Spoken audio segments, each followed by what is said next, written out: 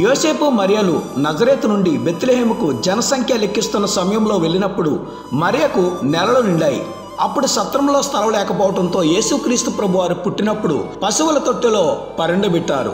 యోహాను సువార్త 1వ అధ్యాయం 2 నుండి చూస్తే, ఆయన ఆదియందు దేవుని యొద్ద ఉండెను, సమస్తము ఆయన మూలముగా కలిగెను, కలిగి ఉన్నదేది ఆయన లేకుండా కలగలేదు, సమస్త సృష్టి ఆయన మూలంగా కలిగింది. మరెందుకు ఆయన పశువుల తొట్టిలో పరుండబెట్టబడ్డాడు?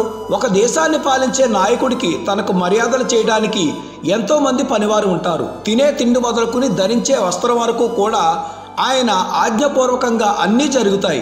యేసుక్రీస్తు ప్రభువారు పరలోకములో తండ్రి కుడిపార్శ్వమున సింహాసనముపై కూర్చునే స్థాయి విడిచి పశువుల తొట్టులో ఎందుకు పరుండబెట్టబడ్డాడంటే, దీనుడిగా తనకు తాను తగ్గించుకున్నాడు. పశువుల తొట్టే మన పాప జీవితానికి సాదృశ్యం. పాపం నుండి విడిపించడానికే యేసుక్రీస్తు ప్రభువారు ఈ లోకంలోనికి వచ్చారు.